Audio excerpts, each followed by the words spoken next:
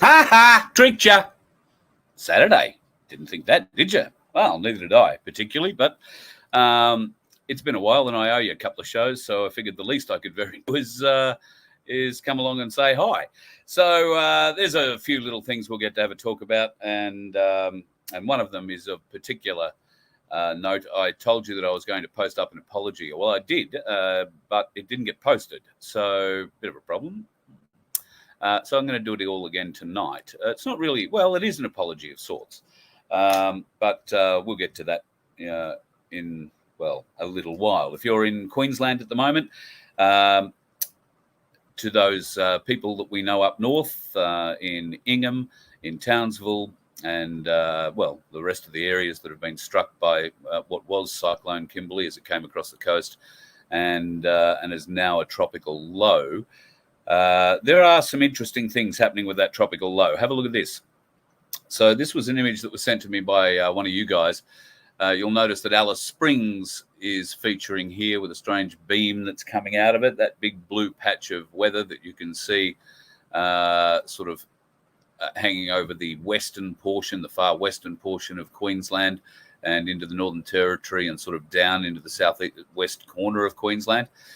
That is the remains of Tropical Cyclone Kirrily, and there is still a phenomenal amount of water in there. Now, all that water is pouring out into those areas, and this photo is could actually be over 24 hours old now. I'll see if I can bring up I don't know which one might be better, the Bureau or maybe Windy might be the way to go. We'll see whether or not they're actually running any of them at the moment. But those interesting little spikes seem to be happening more and more and more and more and more. God, why is it so hard to click on one of these things? They do not want me to find it tonight. Right. All right. So what we believe that beam could well be doing, and if you have a very close look, you can sort of see that there is a straight line in the weather pattern. The old theory is there are no straight lines in nature. So whether or not that's something to do with this beam, what could that beam be doing? Well, it looks to me like it could be directing that tropical depression south and bringing it back in with the prevailing wind. So if they heat it up out here, it's going to rise up into jet stream territory and be blown back east. And that will bring it down into the southeast corner of Queensland. And we are expecting that to sort of come and hit us in, the next 48 hours or so. Although having a bit of a look at the map at the moment, it looks like it's going to be in the next 24 hours or so. Can I share that with you right now? Let's see what I can do. I'll remove that so you don't have to worry about it. And let me share this screen here for you. Oh, bloody computer doing stupid things. Share screen. That's the one I want. There you go. So that's the current weather loop. And there is an interesting beam coming. Well, looks to me like it could be coming out of that part of the world. So let's just zoom out to as far as we can here, see if we can see it. So it's interesting that we know that their beams emanate from areas down near Moree and south of Goondiwindi. Yeah, some interesting areas. So you can't see it when you're at 512 Ks, but there is certainly something popping out there. Maybe if we go up, have a look at Taroom. There's been a lot of action in Taroom in the last, I believe 24 hours or so. Been getting a lot of, yeah, right. So you can see it coming in there at 512. So what could they be doing with that? Could they be trying to split something, or are we just imagining it all? At any rate, there's an awful lot of water that does seem to be pressing its way back out towards the coast. This is water that's come from Tropical Cyclone Kirrily. and doesn't look like it's going to let up anytime soon. So I've been talking to my mate One Eye, the very good skipper Pete, and in Ingham, thankfully his place. Well, he did ring me with some concern, if I'm honest. I rang him as soon as I could, really, and he was in just waking up state. He was lucky enough to get a generator in, as I think I told you all, and that generator served him very, very well. There was some minor flooding around his property. He said all the cane was laid over. He sent me a couple of videos, which I should actually have for you to play, but they're on my phone. I haven't transferred them. But there was, a semi-casualty at his house. He said he was a bit disturbed to walk out the back and find his papaya tree at 45 degrees. But that so far seems to be the worst damage around his place at the moment. He still doesn't have electricity as far as I'm aware. So if he is watching this, he's not watching it live. He always watches it afterwards. So g'day, Pete. Thinking of you and everybody else. I know you'll be up there helping out everybody who needs it. There are a lot of folks up there who still do not have electricity. I think one of Pete's mates was going up with the Ergon helicopter the other day to do some assessment to try and find out where the breaks are. And they've put out an announcement, I think, that could be up to a week before power is restored to everywhere. So our thoughts are with you. There's a lot of us down this part of southeast Queensland that can understand what you're going through, although you guys are no strangers to it. It happens every time this year, doesn't it, when a cyclone comes across? So our thoughts are with you. Speaking of thoughts, I always think nice thoughts when I go to think about my place. And when I think about Darren Bergwerf, I think about great times that I've had with a bloody true gentleman and a fella that I truly do believe in. I believe he stands by what he says. He thinks about what he says, and he stands by it. So it's nice to see that Darren's coming back to have a bit of a chat. Nice to see you've got the tradie shirt on, brother. Happy yesterday for whatever you want to call it. And congratulations on deciding to run in Dunkley. It sounds good. The Victorian by-election for a federal seat of Dunkley is certainly up and running.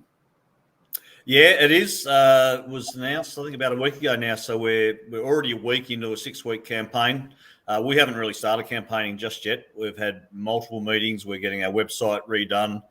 And we're collating a lot of information because this campaign is for the people who are going to bag me out for being a hypocrite.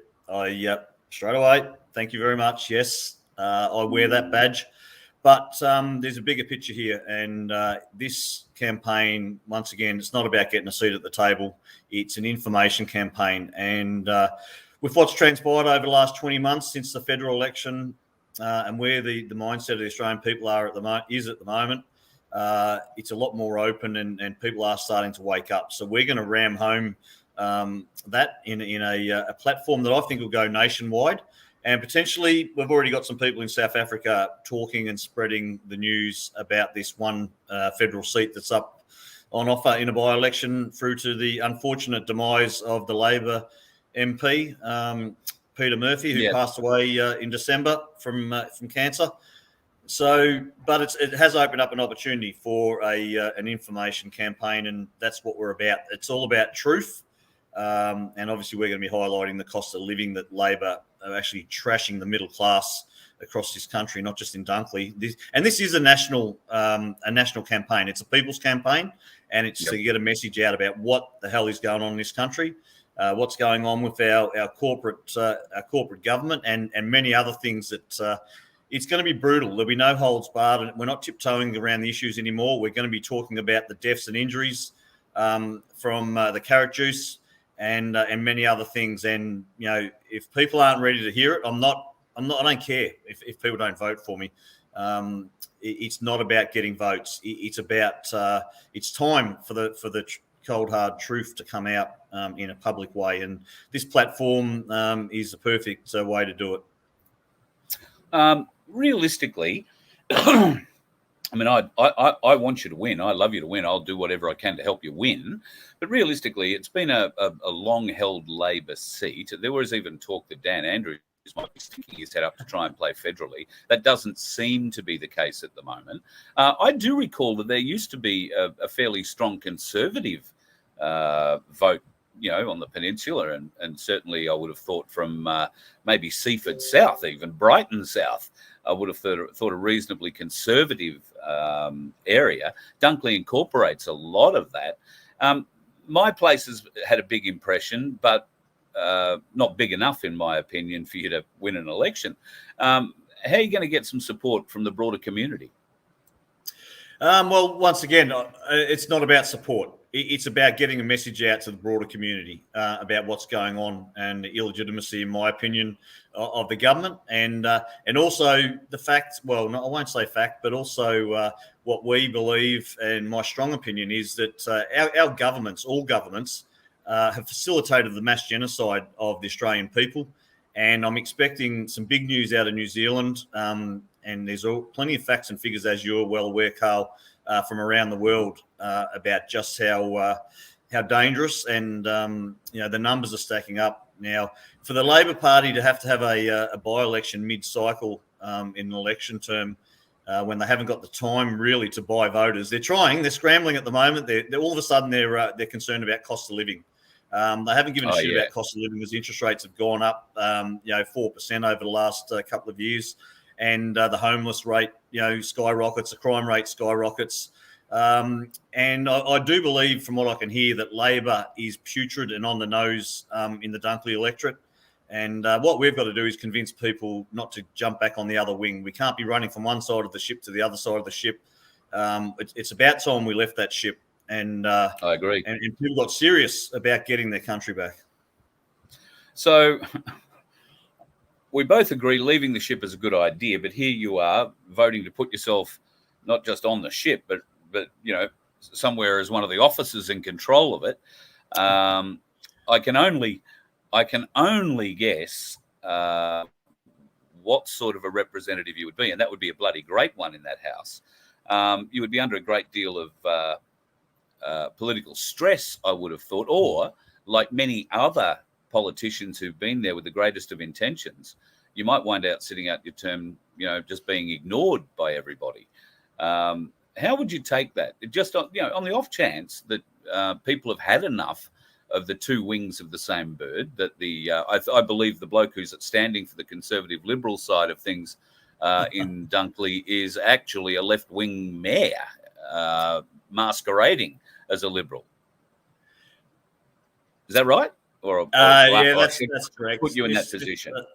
Mr. Nathan Conroy, our good friend from Ireland, he's definitely, in my opinion, a left-leaning mayor of the local council. Now, he's taken leave of absence. He's not willing to quit his position to throw his hat in the ring and run for a federal seat. He's just taking some time off so that if he loses, guess what? I'll come straight back into my mayoral robe, and I'll continue the denigration of the Frankston city, which under his stewardship, we've got photos. We've got photos of the whole place, of empty shops, graffiti gone rife, crime rate through the roof.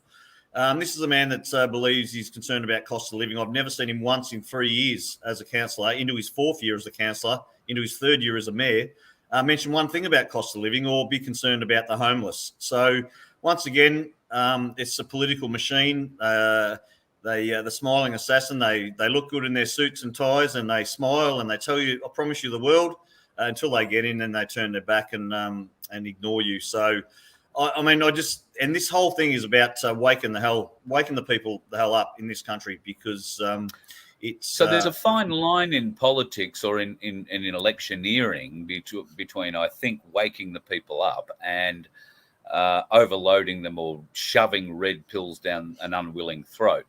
Have you found that line? Mate, I cross that line every day, and I'll spend the next 5 weeks on the other side of that line because, like I said, I don't care. I could be the first candidate potentially to go out and tell people not to vote. I don't think I'll go quite that far, but I might get me into trouble. But I was going to say that might get you into a shitload of trouble. I think I wouldn't be doing that. No, we won't go quite that far. But once again, it's not about that. It's about the truth. And we're going to spend most of our time obviously pointing out the flaws of the Labor Party and their attack on the middle class. But that doesn't stop with the Labor Party. The Liberals have been attacking the middle class for decades as well. But also, it's gonna be a truth campaign. Now we've got a rally coming up, and we've got some really, really clever people. So you see all the agenda items on that rally. It's a Saturday, the 17th of February, down at Frankston Foreshore. Now our guy here's gone with the blue pills, going off the matrix, and we've got the red pill there, which is the truth. So the blue pills are the WEF, Liberal, Labor, Greens. They've all been kind of dispelled with, and it's time for truth, and it's the people's evolution. All right, yeah. The people's I love that. evolution. The people's evolution. Yep. Yeah, truly great. And you stand for a lot of things. It was interesting. I got a lot of images sent to me over the weekend. I'm just trying, or over the last couple of days, just trying to dig a couple of them up now. Let me see where I put the bloody things. There have been a number of gatherings. Tathra, there's one of them. That's the 2 for 1 day? Yeah. There's been a huge number of these gatherings. Oh, no, that's the Australia Day one. Hang on, let me see. What's this one? Oh, no. Yeah, my place took part in a lot of those as well. The 2 for 1, sending a message out. And that's correct. We've got to send that message out. But what we're doing at the moment, we've got already 50 memes that we're putting out there. So we've got the Darren 4, which is a number, not FOR, Darren4Dunkley.com website. But we've also started, cop this right. We've started a whole thing about, is this true? All right. So we're not making any claims or statements. No claims or statements. Now we've set that up on Facebook, Twitter, X, and Telegram. Now, Instagram, X, and Telegram, and it's at AUS_ is this true? Right now, we were 36 hours on Facebook. We had 18 memes up before they took the Facebook site down. At AUS_ is this true? All one word. All one word. Yeah. We couldn't space it because we didn't have enough. You got to be under 18 letters or characters. Okay. It doesn't want to tell me anything about that for some reason. Well, it won't be on Facebook. It's already been taken down. Well, that's an Instagram handle, isn't it? Yes. Yeah. So might have something to do with the fact that I don't know how to use Instagram very well. I'll have a look. We're going to be on. We're going to be on TikTok as well. We're going to have a series of short videos. Let's just go back 1 second. You said it was on Facebook, but it's not anymore. How long did it last? 36 hours. And all you're asking is this true? And putting a scenario forward. Yep.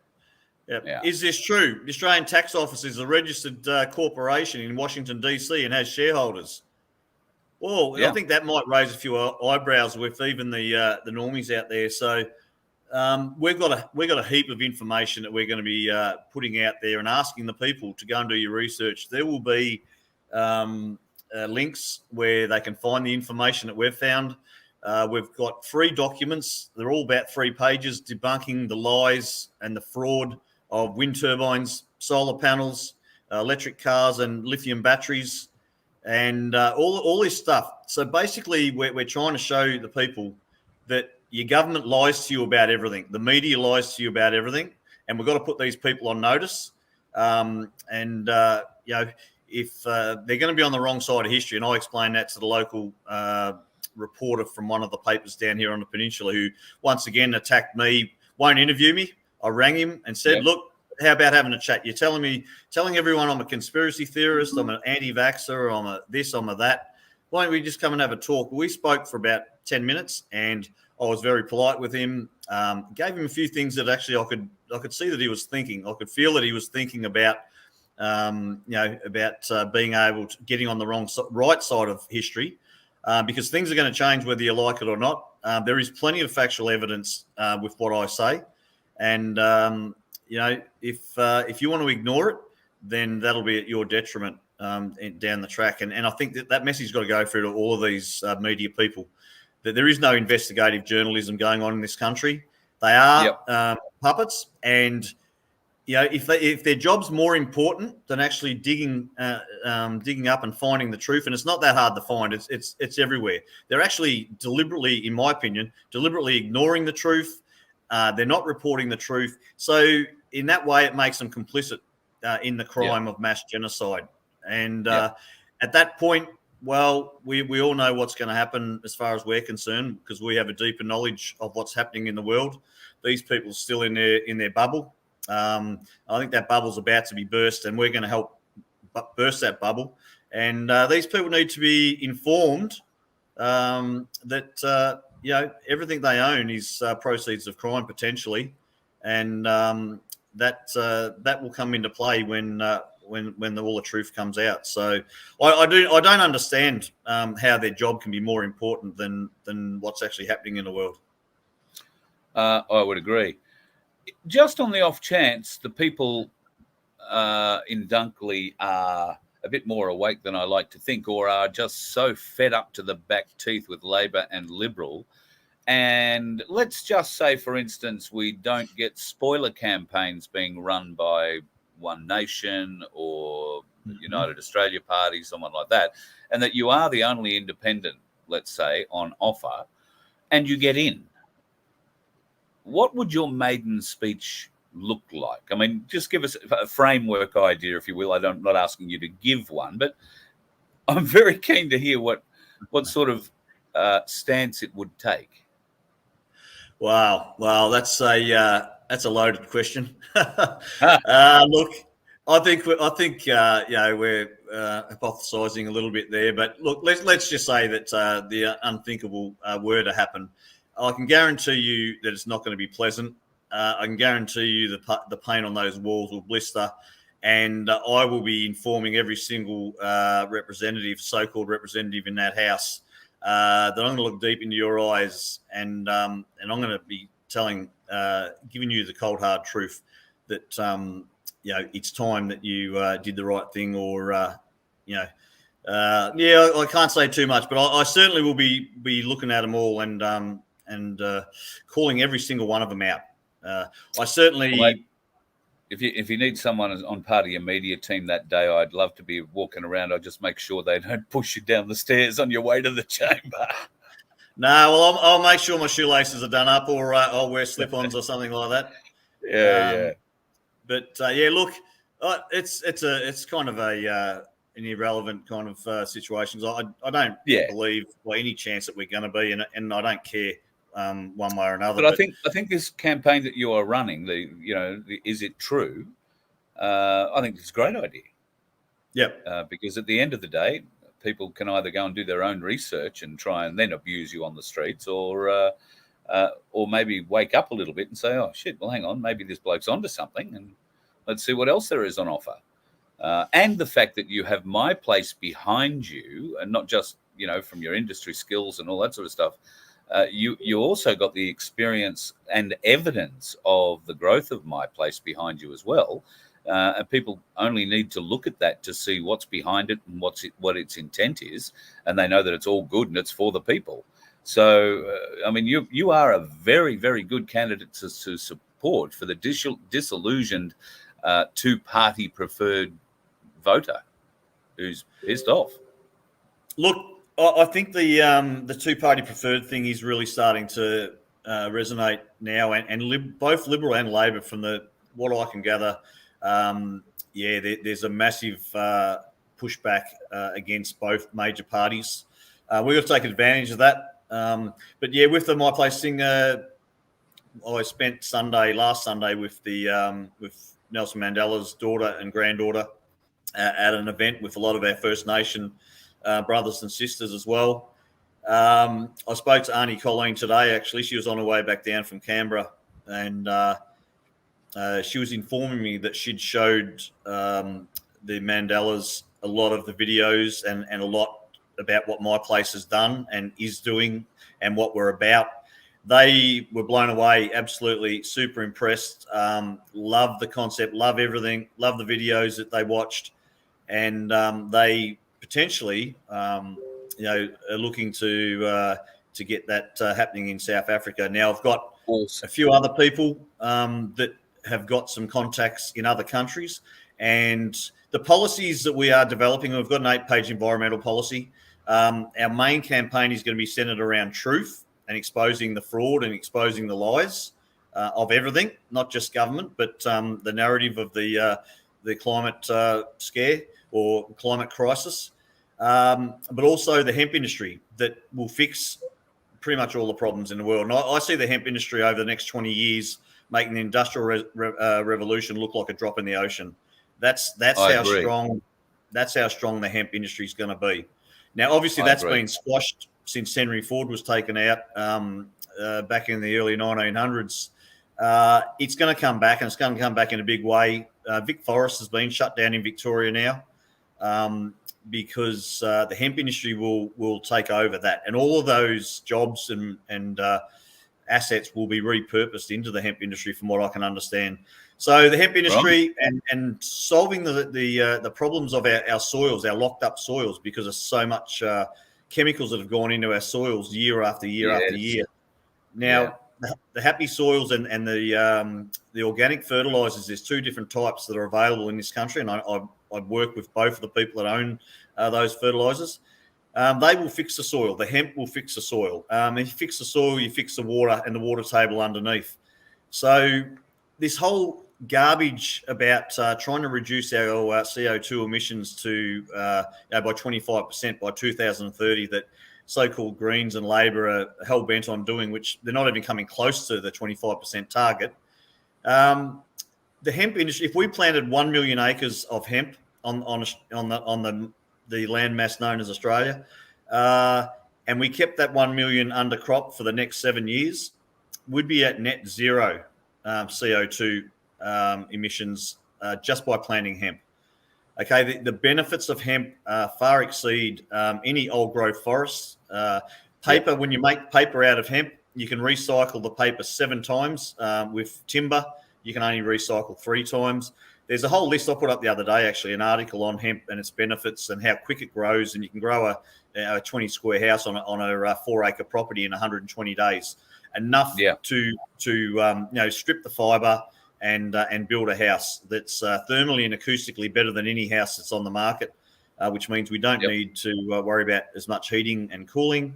And the herd that they separate from the fibre, well, that can be pressed into briquettes.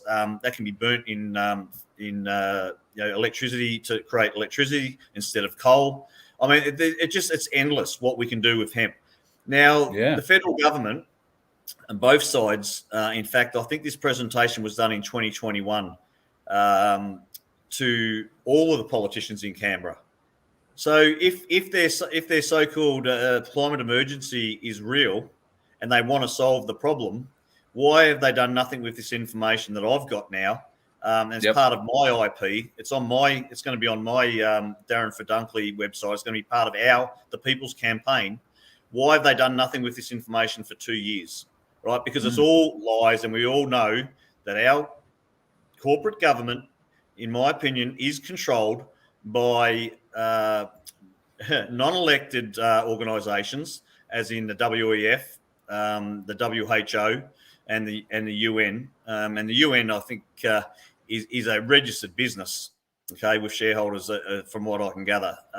So all of these, and not to mention your massive, your multinational corporations, the big oil companies, the pharmaceuticals, they basically dictate and run our policy. And like I said in the 2022 election campaign at the 2 candidate forums that we had, one at the Mount Eliza Church, one at the Frankston Arts Centre, is it doesn't matter how nice you believe your local candidate is and how good they do for your community.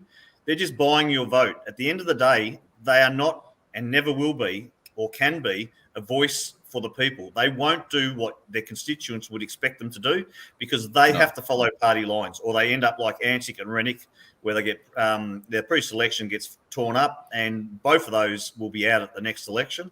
And we've seen this come and go year on year. And it's about time the Australian public woke the hell up to what's going on, and that we are, in my opinion, in a dictatorship now. And I mean, the convid of 2020, 2021, and 2022 shows you that. Okay, all our human rights were trashed. Our doctor-patient confidentiality laws were broken, and we were forced to do things that no man or woman living on this earth should be forced to do. But many people are still making excuses for those actions. Oh, well, they had to do it because it was such a scary thing or whatever. I think a lot of those excuses have washed away now that so many people have been either to funerals to attend them or being the centerpiece of them. But well, it's touched my place now. What's the tipping point? We need more. Well, the tipping point, I think we're there. While they might not be publicly out there venting their frustrations or their anger, it's bubbling away under the surface now. That whole thing has actually touched my place last week before Christmas, and I don't want to speak out of turn, but we have a my place up near Echuca, and on the way up to Echuca, when I went up there the day after Boxing Day with Anna, we called in at the Lockington pub to pick up your glasses, which I still got in my car, and the case. Thank you. And my Cobra that we left there. Now, the next day, I think I actually went and had a round of golf at 6 a.m. out at Rich River. Coming back over the new bridge, we went past the cemetery and a funeral, and there were hundreds of people. It was a massive crowd. Now, we'd been looking at a bit of land up on the river, and I'd rang the agent early that morning. He didn't ring me. That night, he rang me back and he explained that he was at a funeral today, that a mate of his didn't even know he was sick, 58 years of age, just passed away. And at that time, I didn't give it much thought. I said, yeah, we drove past that. We actually saw the funeral taking place. We drove past it. I said, he must have been well known because it was huge. And he said, yeah, he's been a stalwart in the cattle industry and elders and that, for his whole life. Wow. Now, and the weird thing was when we were at Lockington having a coffee at the store, I picked up the local paper and I'm just reading through it, and I get back to the classifieds and then the death notices, and I'm seeing, Tom, like this guy's in heaps of times. I said, shit, he must be well known.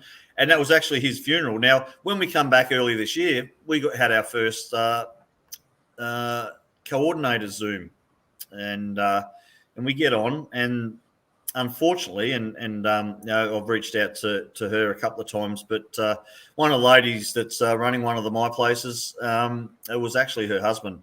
She started talking about it, losing her husband. It's been less than a month, and I said, "Wow!" I said, "If I had known that, I said I was up in Echuca, I would have come to see you." And I said, "Geez, your husband wouldn't. His name wouldn't be Tom, would it?" She said, "Yeah." And so it was actually her husband. The funeral we drove past. Good God.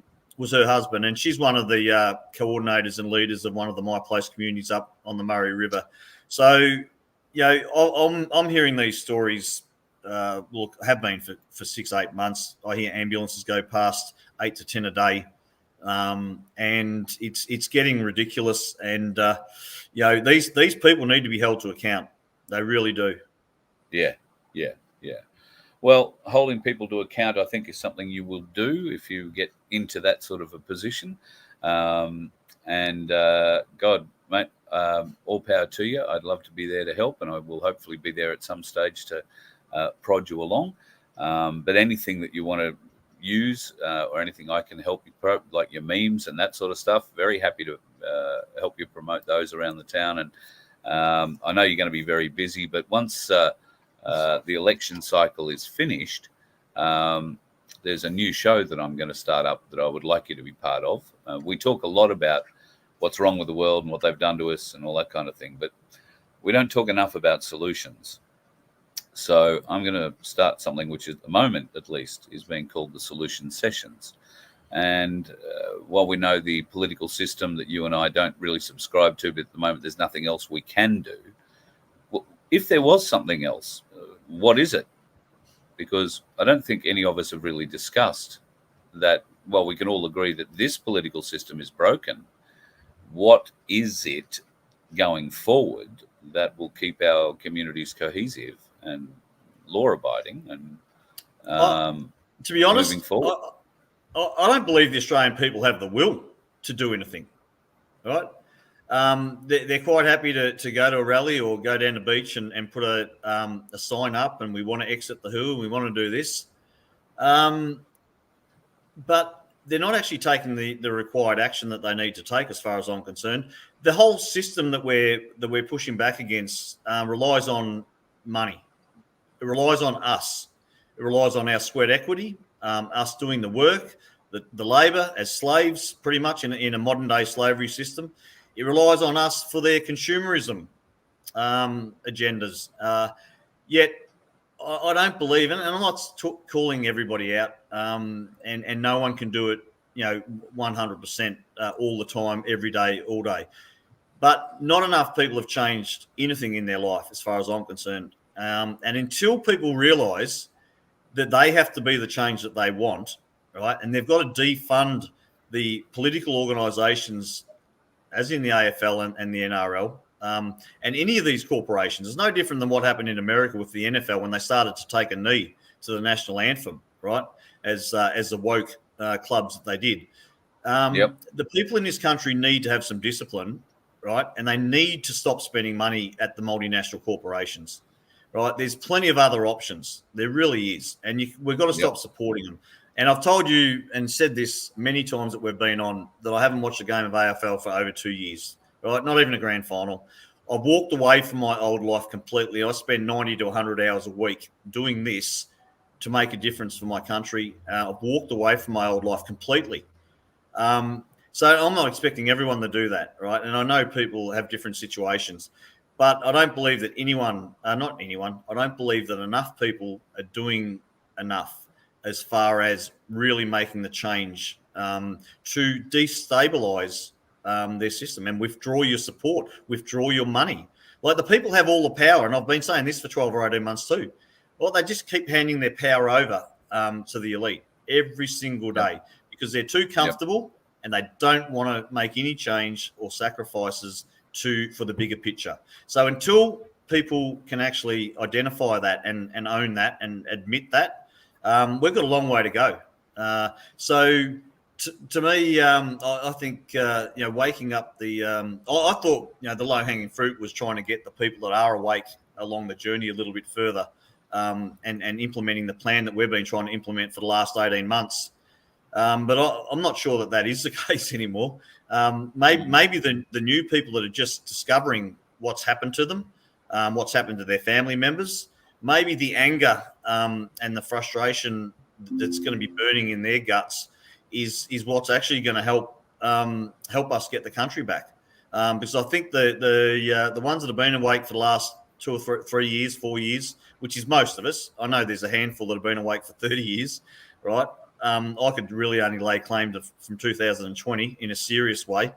I believe that we've got to look at a different angle, and the ones that are really going to be angry when they find out the truth are the ones that will help us the most. Salty asks a reasonable question. For somebody who's on a PAYE job, how do they go about withholding their tax? Because it's their boss who takes the tax and sends it off to the government. I know we can then look at how we are taxed in so many other ways, but if you are a small business, you're meant to be doing your BAS every, 3 months. There are consequences, all that kind of stuff. So what's your advice to people about doing just that, withholding tax, for instance, without saying this is what people should do? I think that's what stymies people. Maybe we should be very careful about what we say here. That's all something they would lovingly agree to do to a point. I think everybody agrees there needs to be a level of tax, but maybe that's something that a solution sessions conversation would entail. What is a reasonable tax level? I personally believe Ricardo's 2% tax level is absolutely spot on. I was going to say, a consumption tax is the most fair tax. Okay, the more you spend, the more tax you pay, and I have no problem. I think whether it be 2% or 3% or 5%, whatever the figure needs to be able to fund everything. But look, I do believe there'll be an abundance when we start getting the the corporations paying the correct amount of tax. I think that 2% that Ricardo talks about is well and truly achievable. And going back to the 90s, Pauline Hanson came out with that 2% flat tax rate back then. So it's been floated for a long time. Obviously, the people in power are never going to allow that to happen. So if people want change, they've got to start making some sacrifices, or even not sacrifices. They've got to start to invest their time in a different way. And I know, and I've been guilty of it as well. Like I think during the 2020 Trump election, I was on my phone 13 hours a day. I used to watch every one of his rallies. I was following the whole Q movement, and I spent a lot of time on social media doing that, reposting and all the rest of it. Now, I continued that, and I still do a little bit of it, but nowhere near as much as I did. And I think that, a lot of us spend way too much time looking for that one bit of news or reposting stuff that really is abstract, and it's not local news. It doesn't help your local community. I try and spend more time now posting stuff that inspires people or gives people encouragement. And it might be a saying, it might be a quote, or it might be some things that people are actually doing. And the thing that we're pushing at the moment, again, 18 months ago, 20 months ago, after the federal election, it was all about let's get the council meetings. We've got to bring it back local. And we went really hard on the councils for about 12 months. What's transpiring now, I believe, is the courts. And I went to a court case in Melbourne a couple of weeks ago, and there was probably 50 or 60 of us jammed into this court, in the magistrate's court on level 3 in the city. And the gallery was very, very vocal, very loud applause on 3 or 4 occasions, supporting this lady that was taking on APRA for removing her license for handing out exemptions back in 2020 and 2021 or 2021. And there were a lot of comments flying from the gallery and a lot of accusations. Now, we had about 20 cops in the foyer when we left the courtroom, but we left. We were there peacefully, non-belligerent. But they certainly got a message from the people that the people that see through the fraud, and they're fed up. Doesn't matter what you do to us. It's not going to stop. We don't accept your authority. We don't accept your decisions, and these will grow in numbers. I think there's a case coming up early February in Brisbane. Now it's to do with child. I'm not sure whether it's child trafficking. I better be careful what I say. I'm not too sure, but it's a case that we must have people there and fill the courtroom. I've got a friend down here, Steve, who's going to court next Friday in Frankston. We'll have that courtroom filled. And we need to be all there learning, watching, and taking notice as witnesses to the system that is there, because I think the guy you're referring to in Brisbane is the guy from the Ubuntu Church who Dr. I want to say Pridgeon. I can't quite remember, but I will find out because God love her, Sandy. I'm not sure if she's in our chat tonight. Sandy would be able to put me in touch with them. In fact, I'm sure I've got the number there somewhere. I'll find out exactly what day that court date is in Brisbane and see if we can't turn up. It's Monday the 5th of February. Okay. So everyone can go there before they come down to Canberra. Day. It's Dr. Russell Pridgeon and Patrick O'Day and a grandmother. I don't know who the grandmother is. But they're all facing 10 years in prison. Yes, it's another child stealers case. So 5th in Brisbane. And yes, I will try and do what I can to get a hold of Richard. Not sure that he's able to speak given the circumstances publicly, but there might be others around us who can fill us in more detail about the story. I know part of it. Certainly don't know all of it. Not enough to go talking about it, and it's difficult to speak about them when they're in the courts anyway. Probably better if we don't. So we will intend to be there though on the 5th of February. If I can't, for whatever reason, be in Canberra for the 6th, I'll have to be on the road by the 5th to get down there. So things are happening in Canberra on the 6th, but it's very difficult to get a hold of anybody in charge and Yes. I'm a bit concerned the whole thing's been hijacked right from the beginning. Well, that is a concern. I can see that as well, and hopefully that's not the case. But look, I feel that I should be there. My place has been supporting farmers and that for the last 18 months, and we're a big advocate of getting our farmland back and the foreign ownership of our water rights and our electricity grids, which is once again a national security issue. There's so much to talk about when it comes to the mismanagement. And I wouldn't even call it management, but just a takeover of this country. And this is a we've got to take it renewables back. rally as well, isn't it? So renewables, in the case that they're not bloody renewable at all. None of them are working. Well, very few of them, and none of them are working as well as they should. Certainly not supplying the benefits that they should, except if that benefit is to the pocket of those people who are pushing this bullshit on us. And it has to stop. So February the 6th. In Canberra for that rally. Oh, 6th in Canberra, yeah, and the 5th in Brisbane for Richard's case. So I'll look deeper into that and we'll have more details closer to it. Thank you very much, mate. You go off and enjoy the rest of your weekend. You've got air conditioning where you are. I'm turning into a melted ice block here at the moment. Mate, we don't need air conditioning in Melbourne. I was going to mention this before actually, but we've got the next 10 days. We have average of about 23 degrees. It was 23 today. There's a couple of 21s in there, a 22. The highest we've got in the next 10 days is 27. Now, this is in basically late January. Right. It's going to be hotter in my bedroom tonight than that. Yep. And not because anything's happening. We don't have summers in Melbourne anymore, mate. The amount of trails and stuff they're spraying in the sky all the way up from the Murray that ends up over Melbourne. We've got more cloudy, overcast, drizzly days through summer. Normally this time of year, late January and February, we'd be looking at average temperatures around 30. I was going to say. We'd be having 38s all the time. I remember even back 2011 or 14, we had 4 or 5 days in a row that were 44. They're messing with the weather. They're getting the narrative up to the general public to say, "Oh, this is climate change. It's a catastrophe. It's an emergency." And look, I hope they do keep going with that narrative because I've got all the solutions for that. First of all, we ground the plains, and then we start growing hemp, and we'll fix the problems in this country in 12 months, 18 months. It's funny you say that because I was only reading about a hemp aircraft built entirely out of hemp.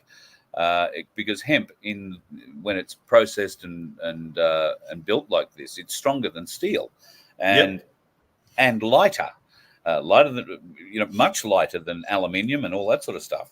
Mm-hmm. So they built the aircraft entirely out of hemp, and then to top it off, it runs on hemp oil. There you go. Do you want to join the Mile High Club in that plane? Yeah, well, afterwards you might be able to rip off the little door armrest and smoke it, maybe. Oh, no, you can't smoke it because it's hemp. It's not smokable. That's the thing we've always got to keep pushing. People seem to think, oh, you're growing marijuana out of your house.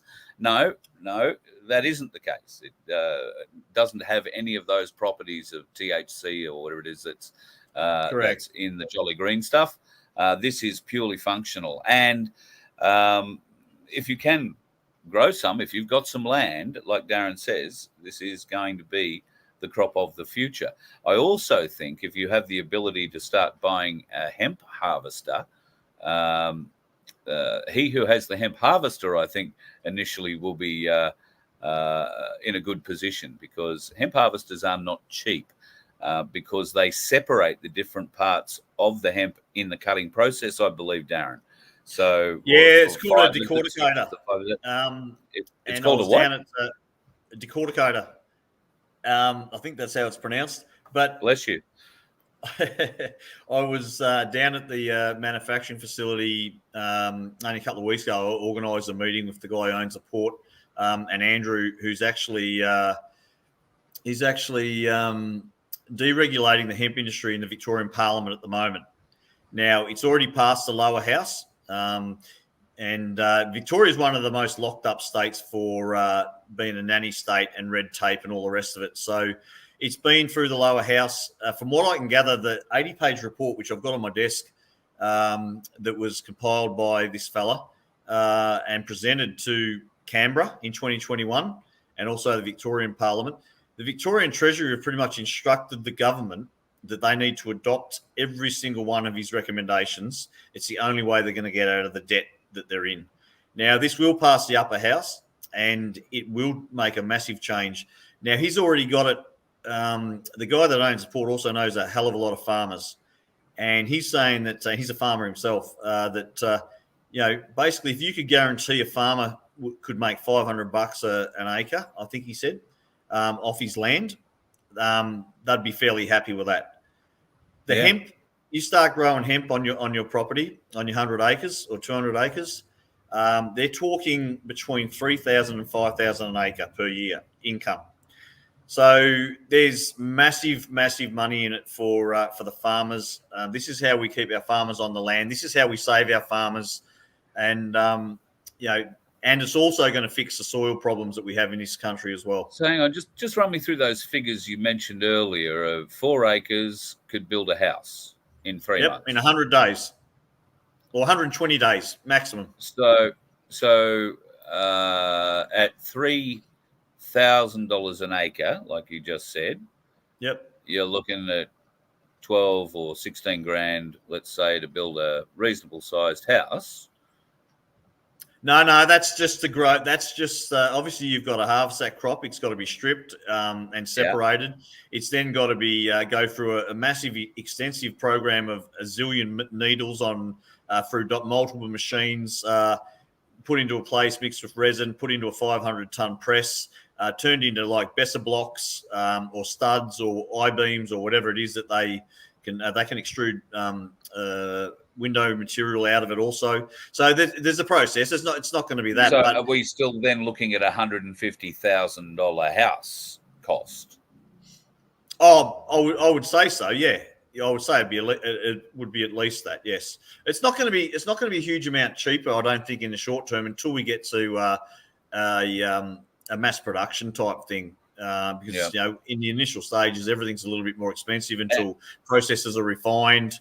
And it has massive benefits from a heating and cooling perspective as well, in that you won't need to be adding as much extra heating and cooling capacity to your property because it does so very efficiently all year round. So, correct. I guess there is an area that can be applied.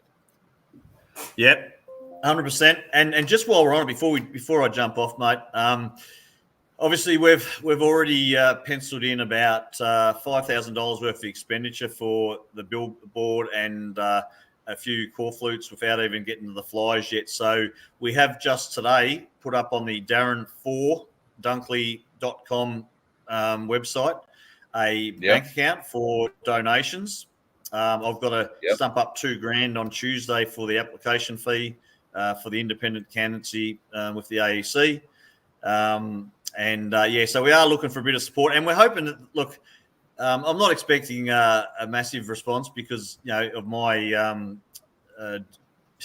my attitude, I guess, my strong opinion over the last 6 or 8 months about the system and what it is and all the rest of it. But I think we've got a big chance Australia-wide here to get behind something and make a really, really strong statement across the country and across the world. And see what we can achieve. Oh, you got the site up, mate. There you go. There you go. So easy to find. Darren, the number 4, Dunkley.com. And you can have a bit of a look at what Darren's all about. A lot of different things you can click on there.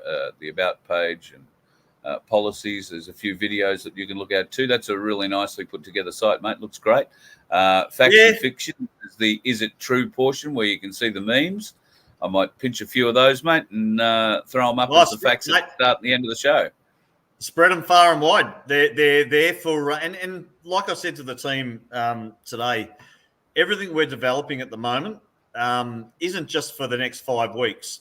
This has to be an ongoing, relentless pursuit of truth and the awakening that every single person in this country needs to be doing. And I'm talking neighbours, streets, not just in the freedom movement, not just with the people that we're talking to, the converted all the time.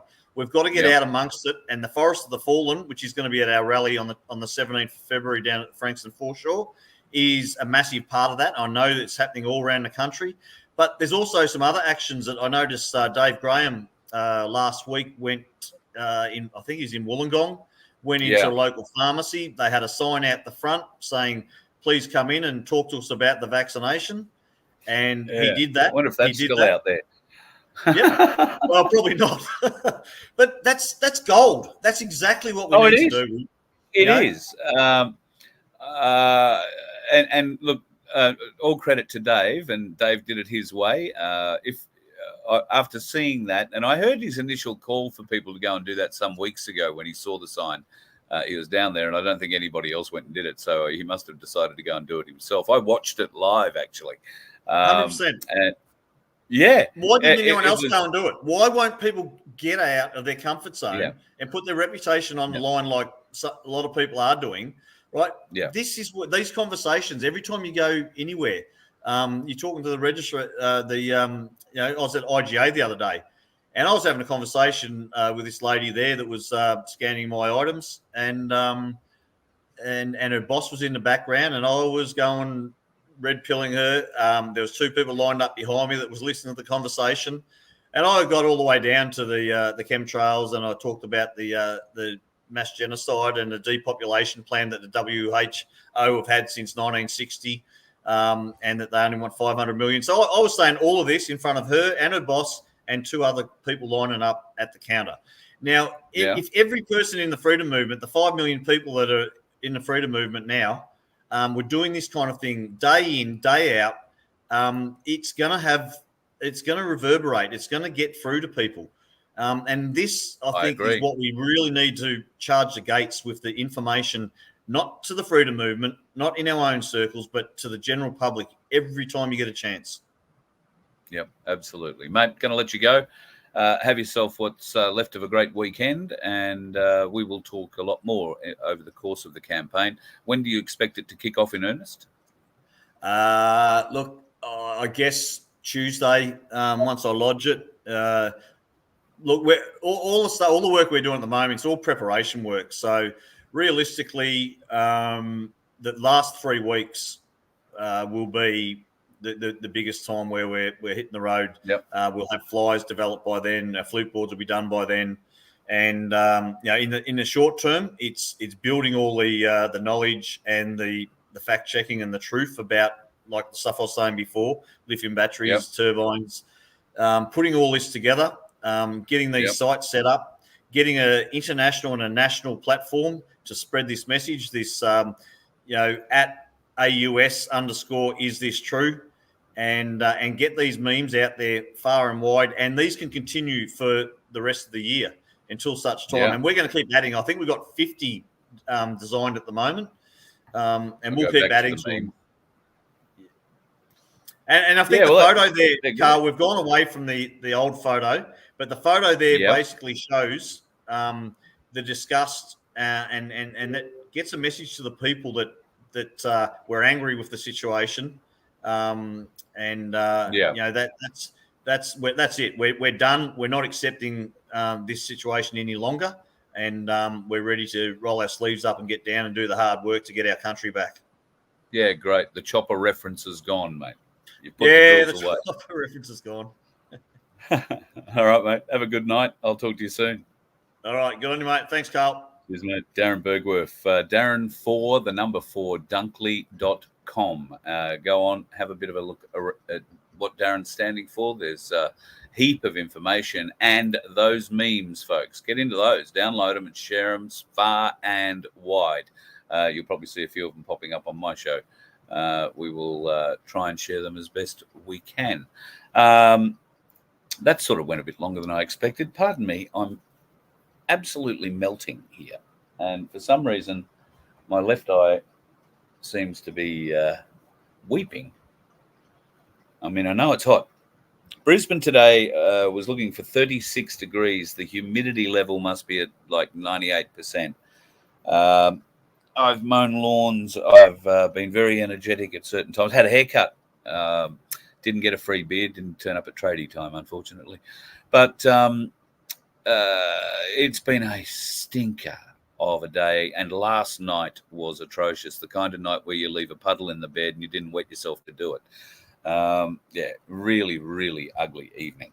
So if you're suffering through that, folks, I don't have air conditioning. I've got a ceiling fan, but I've got a very, very hot room. It sort of faces west and cops all the afternoon sun. I've got a bit of a shade over the window, but as you can imagine, I have quite a lot of electronics sitting right here in front of me, including this laptop, television, some lights, and all that sort of stuff. So it gets friggin' hot in here. I can't wait to get back to the bus, just between you, me, and the gatepost. But I need to acquire a little bit more fuel money before I can do that. Don't have enough to really go too far at the moment. So if you'd like to help us, that'd be gratefully received. You can go to vofhq.com and donate, or you can become a member, which we would love for you to be. There will be some specials on offer for members coming up through the year. Opportunities for you to win some pretty cool stuff and maybe some pretty cool experiences. So be a member, come and join for as little as $1.25, and we would love to have you on board. All right, let's get into this conversation that I've thought long and hard about how I wanted to present this to you. And I thought the other day when I presented it, I'd done it in such a fashion that I was quite happy for it to go out, and it never played out on Thursday night. It was meant to play out at 6:30, but I don't know, didn't hold my mouth the right way, didn't tick the right box or do something. And in my absence, because I was out on Thursday night, it didn't play out. So rather than just put it up and play it, I thought, well, if I'm going to do a live show, let's have a conversation about it. It won't be a long conversation because I've kept you, an hour and 2 minutes so far, 3 minutes so far.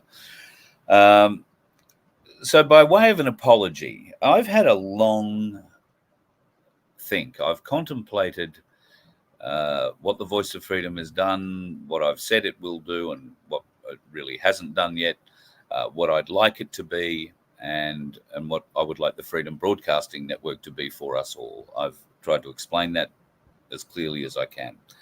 I can't do it all by myself, and unfortunately, a lot of what we want to do costs money.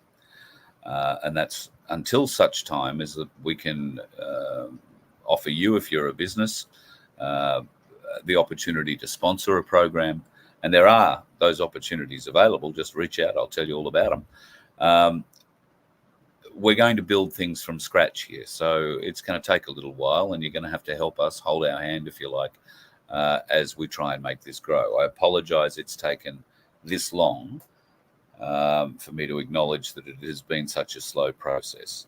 I have been caught up with other things, and I haven't, if I'm honest, dedicated enough time, particularly to the radio station. That's going to change, and we will have something up for you very soon.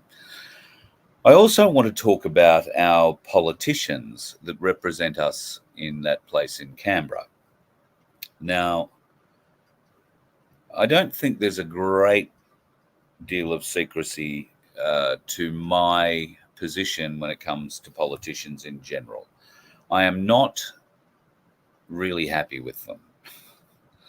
But I don't think anybody is, unless they have a vested interest in the politician. Now, I have tarred all politicians with the same brush. I have a number of brushes to tar them with. Not all of them are corrupt. I don't believe that all of them are corrupt. I believe all of them are in a corrupt system, and they're doing the best that they can. And so, in reflecting on how I've been dealing with our Australian representative politicians, I've found myself to come up wanting, even by Ricardo's measure. People think that, I'm not, I hate Ricardo. Nothing of the sort. Nothing of the sort. Ricardo has guided a lot in the early days of what the Voice of Freedom has become, guided in the fact that I was attracted to what he was saying, as many people were, and I wanted to hear more of it. And I had the ability to give him a platform, hopefully, to share with you which worked. Now, we didn't have to hold hands and dance our way up the hill together, as Ricardo pointed out. We are all fighting our way up the same hill. We don't all have to line up behind him and run up his particular trail, and many of us are forging our own way up that hill. Now, I understood that reference. I understood that and gave consideration to that very reference with every other member of this freedom media, if you like, movement. And I viewed them with that lens in mind initially, that, well, let them do what they're going to do. I'm going to do what I'm going to do. Unfortunately, we've had a number of groups that I do not believe are for the people. I believe that they are going to usurp us at the earliest opportunity. And sadly, it seems that there are some of those groups coming back into play. So in the freedom movement, I am going to still continue to mention things that I feel are wrong or that you should be alerted to, because maybe you're not viewing it through the lens that I am. And I'll give you one example. Christian Mack being invited back into the movement via Graham Hood and Lardner. Welcoming him back in, all is forgiven. Oh, it can be a bit hard. You've had a break, isn't it good? Maybe you think that's the right thing to do. I'm afraid I don't. And because I don't think it's the right thing to do, and I'm pretty confident that both Hoodie and Lardner know that it's not the right thing to do, you've got to ask, why are they doing it? So these are questions I haven't really dedicated much thought to recently. But up until recently, those two blokes were just two blokes I was letting climb up what I thought was the same hill. But I don't think we're climbing the same hill, not when you're inviting that bloke back in. So that's just one point. The hill that I do think we are climbing, even though it may have a couple of stages to it, I think is being climbed by Senators Roberts, Antic, and Rennick. I haven't, and I apologise to these senators in particular, because I have singled them out and I've called them names, which is very immature of me and very unprofessional of me.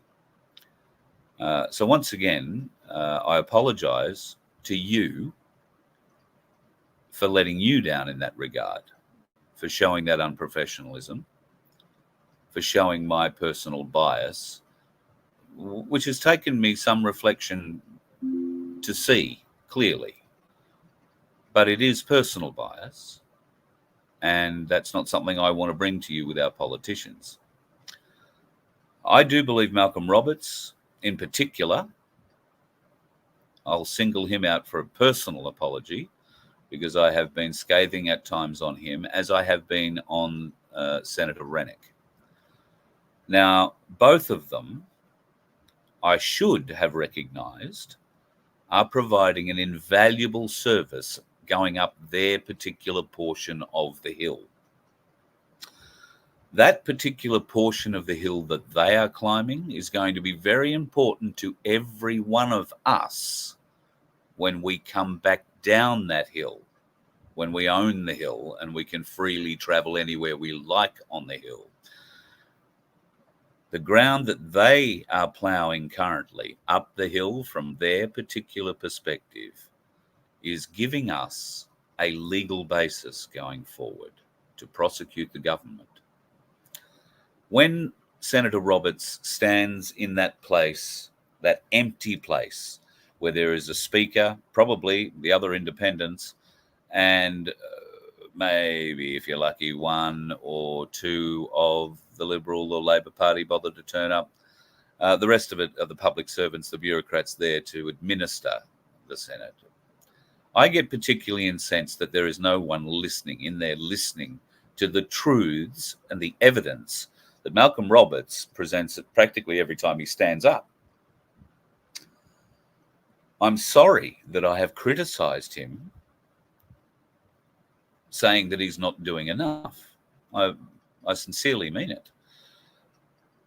He's doing exactly what is required, because even though none of those arrogant bastards from the Labor or the Liberal Party will ordain to bother sitting in the House and listening to those speeches, every word of what Malcolm Roberts is saying, or Senator Rennick, or Senator Antic, is going into Hansard. It cannot be disputed. It is in Hansard. So, whoop-wah, isn't that wonderful? Well, it is, if you're going to have to do some prosecuting, and you may have a judge that is actually interested in justice rather than a brown paper bag or his next appointment upon retirement.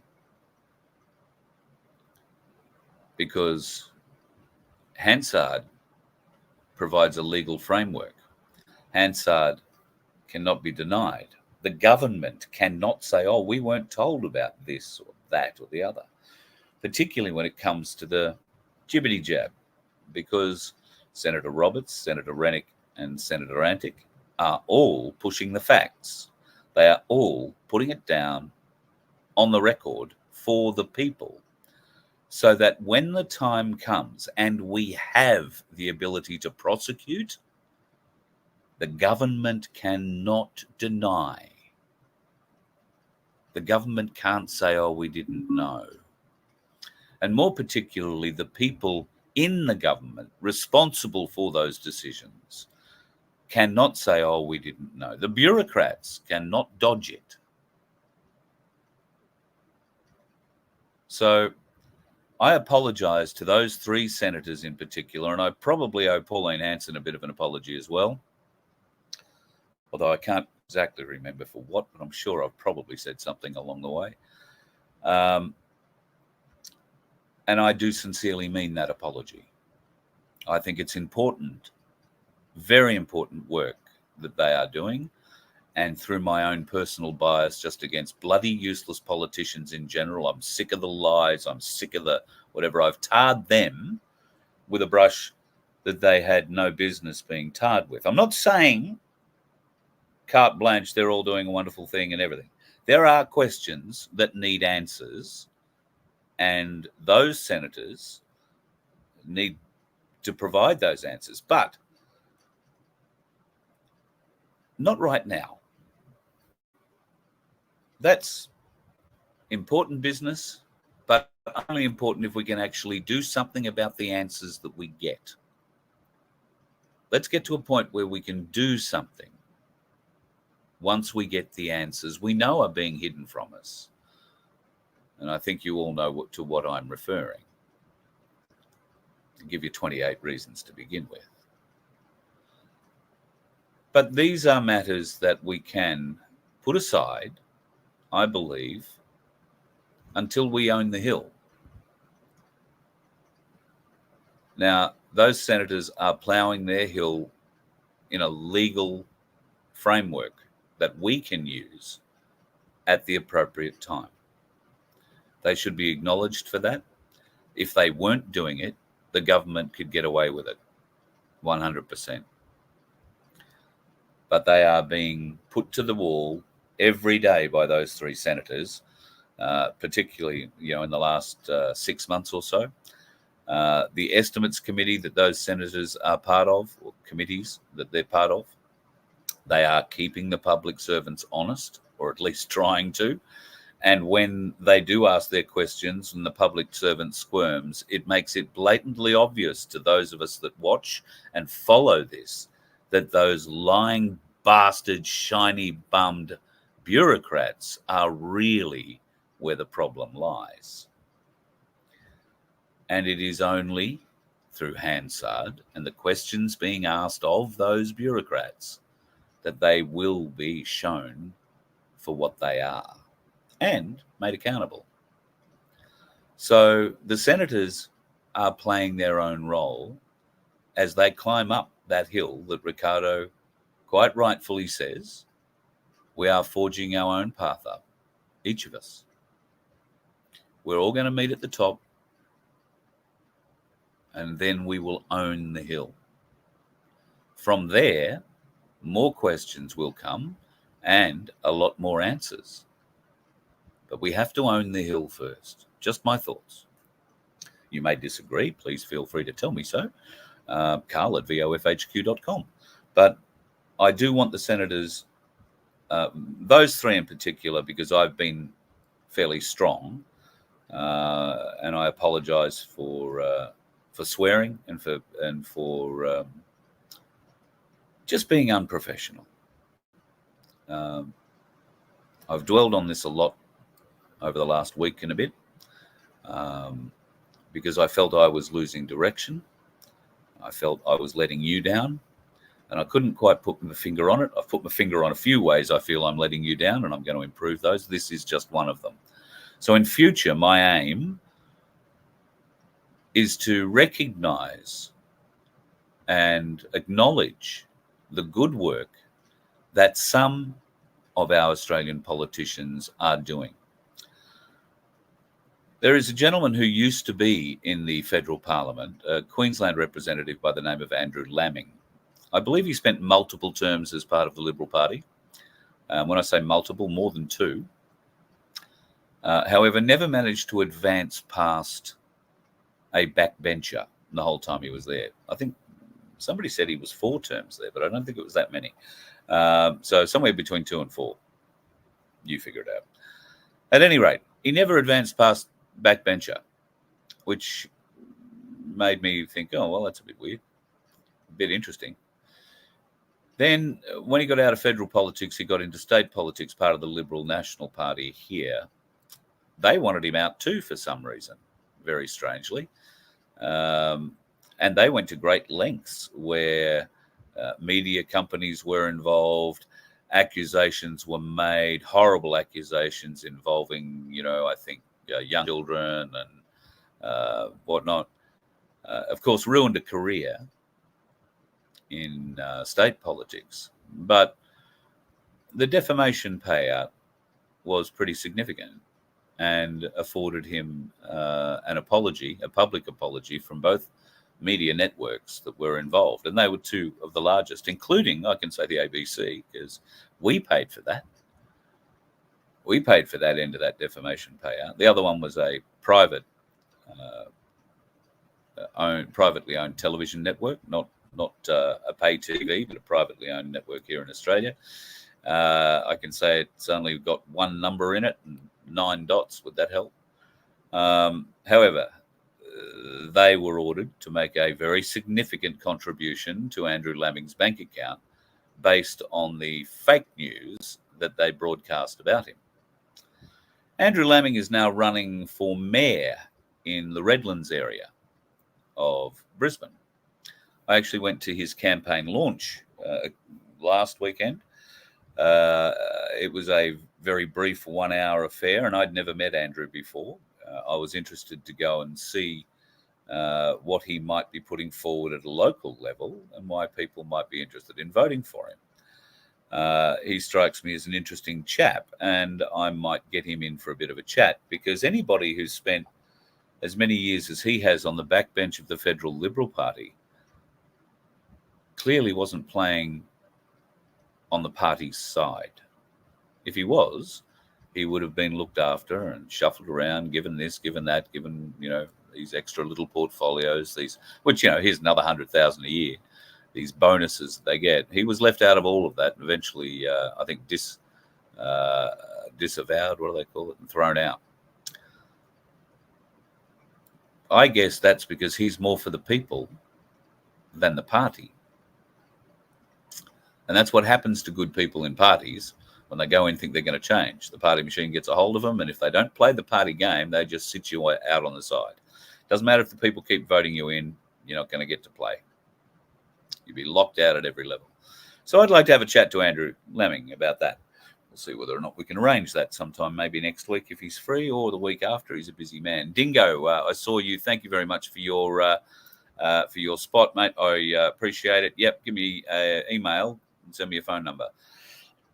pardon me, that'll be the easiest way, carl@vofhq.com. Folks, I would love to sit here and read more of what you've written, and I will have to read it later, I'm afraid, because quite seriously, oh, shit. Anybody donate an air conditioner, perchance? Oh, I have sweat dripping into my eyes. Oh, and I can barely see through anything. So I apologise for cutting things a bit short, although we are going at 1 hour 20, so it's not going too short.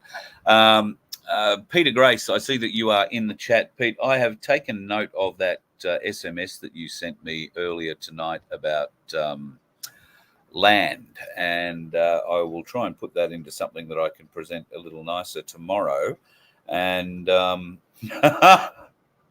thank you to Beck from Truth Seekers, who's just sent me a meme. Ah, God love you. Beck and Justin from Truth Seekers, two wonderful, wonderful folks, and of course Doris and the rest of the team. If you haven't checked out the Truth Seeker channel, go and check it out. Beck and the team are also doing the Five Sisters podcast, and actually, I believe a couple of the sisters, or at least one of them, is in the Northern Rivers area at the moment. There has been a gathering today down in the Northern Rivers. I was sort of invited to attend, but just wasn't able to make it for a couple of reasons, unfortunately. I think it's today and tomorrow that they're holding a fairly large gathering of elders and others down in the Northern Rivers. But I think a couple of the girls have turned up. I think Penny has, from my place in Port Macquarie, has turned up, quite a few others. So sorry, guys. I'm sorry I can't be there with you, but I'm really looking forward to hearing what was discussed and what you've come up with, and a way that I might be able to help going forward would be good. All right, folks, going to love you and leave you. Peter Grace, yes, I told you about that. We're going to look after that land thing. So, folks, after what you've heard tonight about hemp, and if you think you've got a little bit of money, you might be interested in buying a little bit of land or possibly a little house somewhere, and you want to get away from all, have a sea change where there's no sea, I'll have some details on some land, very cheap land. Some has buildings on it, property on it.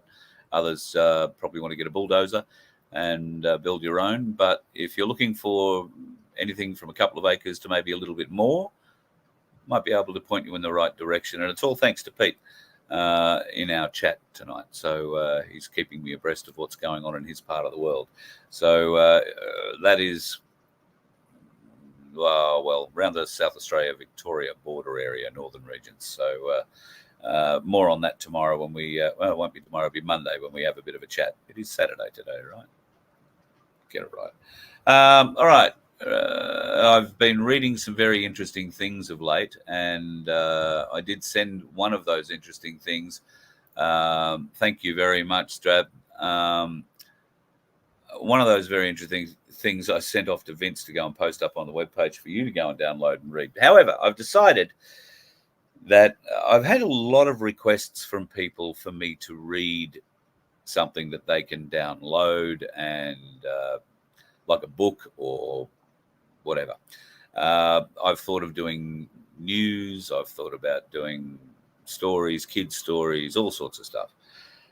Nothing has really leapt out at me as something that you would be remotely interested in hearing me read until this.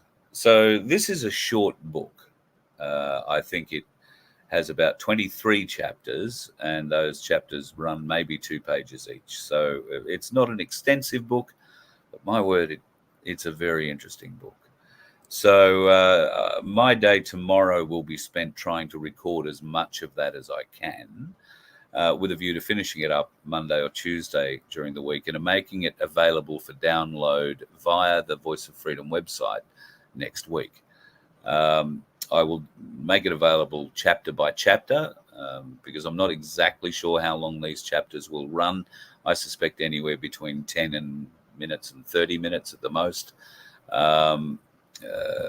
May suit you to listen, may not, but it might be something. People seem to say they like listening to me when they go to sleep. So rather than going to sleep while listening to one of my shows, maybe I can read you a story. Would that be nice? And if you wanted to donate to download it, that would probably help us out. Put another couple of litres in the old bus and get us back on the road. That could be helpful too.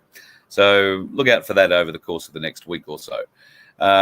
Thank you very much to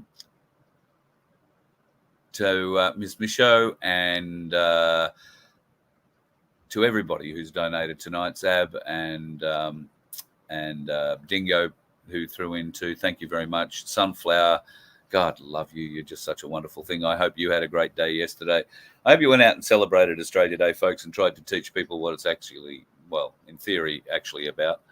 Got nothing to do with being invaded, but more to do with our getting away from English rule. But that's a topic for, well, maybe high school, the bastards. They should be teaching that there rather than some of the lies that they do. Shell, I take your point. I did say there are a lot of questions that we can raise when we get to the top of the hill. I don't think that Malcolm Roberts, he may refuse to acknowledge chemtrails, but he's a scientist and we can show him that the CSIRO are funding it. The government are funding it. They're calling it chemtrails. They're calling it, well, they're not just calling it chemtrail. They're calling it geoengineering. They're weather modification. They have all these different names. And as I've said in the past, words are important. So if you call it a chemtrail, think of that as the slang for what they are actually doing, right? What they're actually doing is geoengineering or weather modification. Right? They're geoengineering the atmosphere, and part of that geoengineering is weather modification. I say part because, clearly there's been a whole heap of other stuff they've been spraying too that's not part of the weather, and I have a packet of it sitting up there that still nobody's brave enough to analyse. So anyway, we'll see what happens. So Pete, I just see there's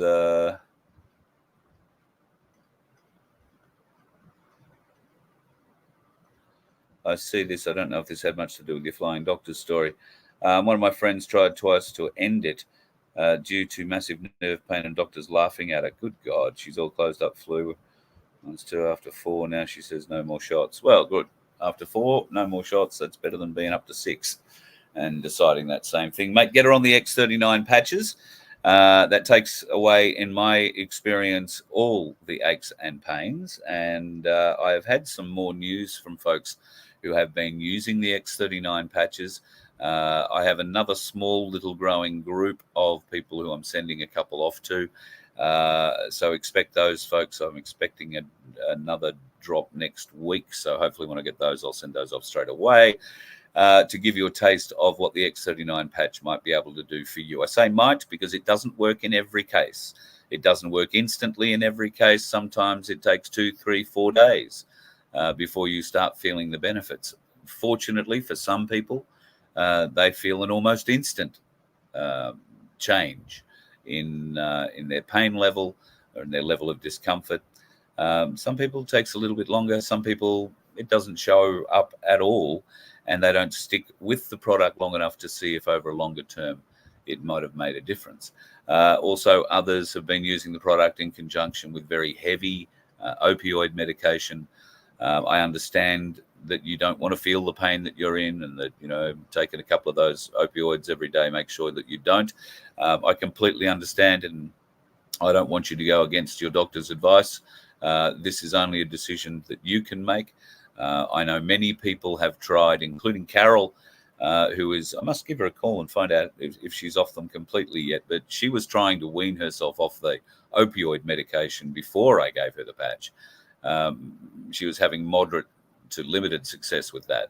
But from the patch onwards, I think she has managed to cut down to almost nothing, if not to nothing by now.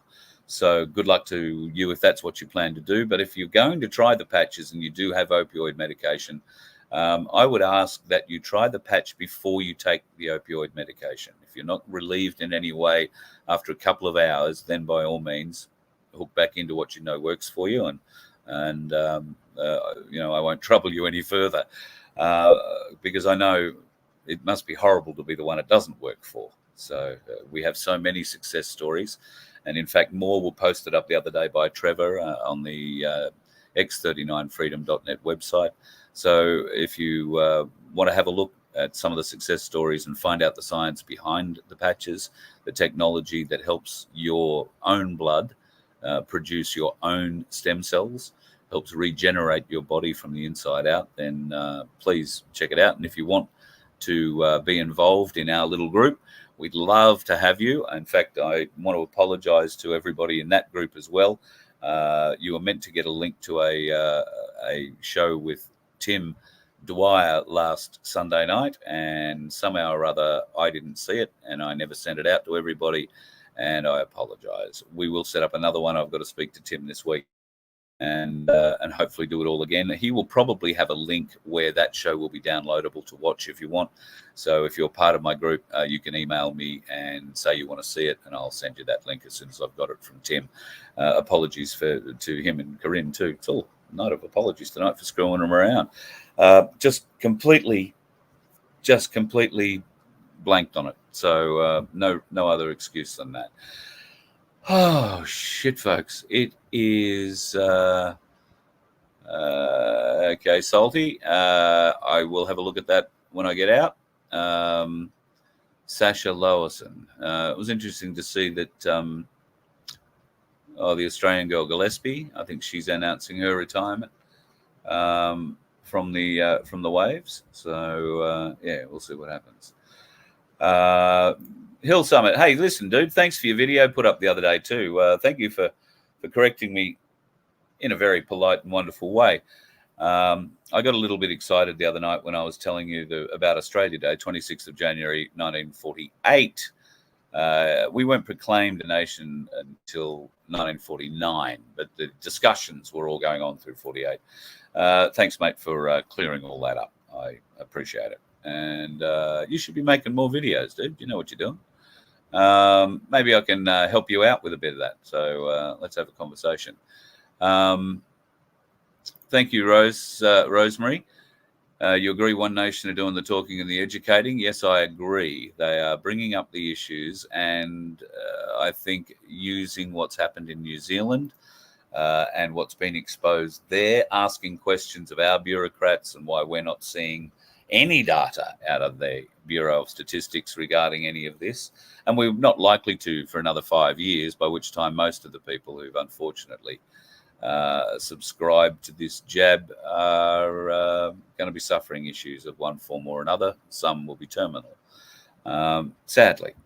Unless there is a grand awakening and med beds are available for all and it actually clears you.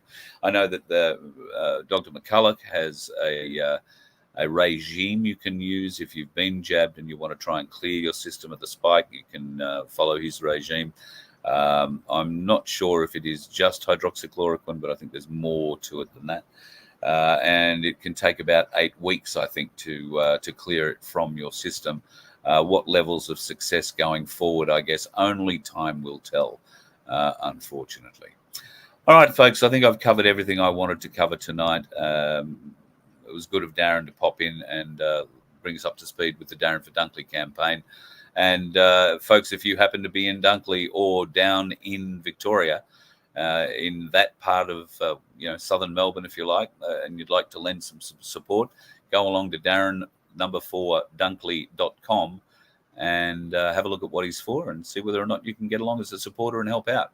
A lot of disenchanted Liberals are getting behind him, and it's great to see that churches are getting involved behind him too. So maybe it's something for you. Go and check it out. And once again to the 3 senators and Pauline Hanson, I guess the 4th, but certainly to Senator Malcolm Roberts, Alex Antic, and Gerard Rennick, I offer a full and unconditional apology for being a bit of a dickhead, a child, and being unprofessional.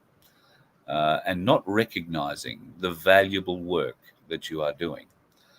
Instead, criticizing you for what you aren't doing. And I do believe there are reasons why you're not doing it. Reasons that we can all, I think, if they're the reasons I'm thinking of, I think they're reasons that any one of us would agree are reasonable. Maybe that's a conversation we can get to have one day. But first, let's get to the top of the hill. Let's own the hill. And I look forward to hearing from you if you have an idea for a solution, because the solution sessions is about that. If you've got an idea going forward, whether it be about our political system, because it's clear that this system is broken, pardon me, equally as clear that we need something going forward. So while we can all harp about this one being broken, there's no point in throwing out the baby with the bathwater, because what are we going to have? So let's talk about that solution. I got some ideas. You've got some ideas. I know some other people who have an awful lot of ideas, and I know a lot of people will have vested interests. Keep an eye out for those. Keep an eye out for those, because all I can say about that is not all dickheads live on the roads. You let one ant stand up to us, then they all might stand up. Those puny little ants outnumber us 100 to 1. And if they ever figure that out, there goes our way of life. It's not about food. It's about keeping those ants in line. That's why we're going back. Does anybody else want to stay? Let's rock!